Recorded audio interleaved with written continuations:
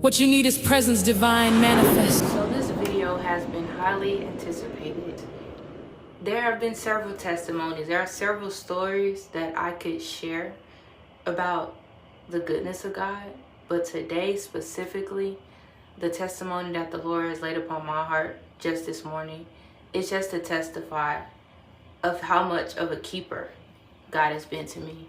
Earlier this year, I was called to leave my job so that I could pursue deeper the calling into ministry, into, all the things that I knew God had told me to do in the previous season that I was pursuing, but just more closely. The Lord had called me to go to ministry school. I did that.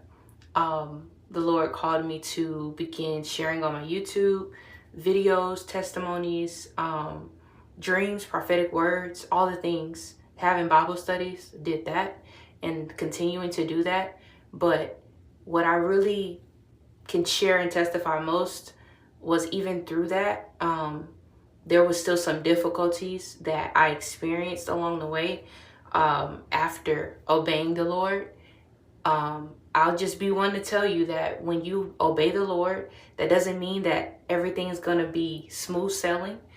The enemy's still going to fight you. He's going to fight you even more now that you have gone a step further and done something that you never did before, right? You took your obedience to the next step. You put a little bit more oomph on your yes. You've given another yes, right? So they say, the higher you go, into the anointing, into stepping into that version, the version that God has always called for you to be all along, there are going to be more spiritual attacks. And I would just say, through it all, this season has been my greatest year spiritually. Like, this year has been my greatest year spiritually. And I know that with each part of this process, you grow deeper. And so my spiritual weapons have sharpened. They have increased. My discernment has increased. My spiritual hunger. I'm just so much more hungry and so much more ambitious toward the things of God. And even in the midst of that, life is going on. Life is happening. And I'll just say that the Lord has continued to send people. And I know he's going to continue to send people. He has just had this way of just reassuring me that I'm in his hands. He has this way of just reassuring me that he literally is all supreme. He is all knowing. He knows exactly where I am. And he knows exactly what he told me to do. And I've obeyed, right?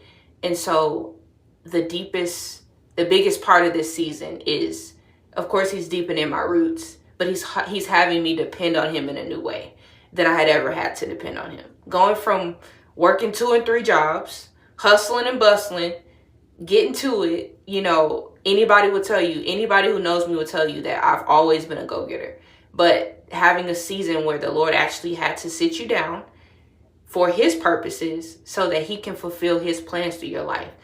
And when you give God your yes, that means you surrender to his path. You surrender to the route that he chooses to take, right? And so sometimes that dependency is uncomfortable. It's been very uncomfortable, but the Lord has kept me in the midst of it. The Lord has provided in ways that I didn't even know he could. And he's still providing. The biggest way, I'll be honest, the biggest way that he's provided is the peace I have. I shouldn't have the peace that I do, but I know it's come from him. And that's how I can wake up every morning, not being afraid or living in fear, but literally walking in the authority that he's given me, knowing who my Father is and knowing that he clearly wants to do things a different way. And I'm just having to trust him in a different way. So my testimony is not finished, but this is what the Lord has told me to share with you today. If God calls you out, obey. Obey the first time. Hear his voice. Take heed to his voice. Take heed to his instruction. And don't be so caught up on, oh, but what about this? What about that? God knows what we need before we even ask.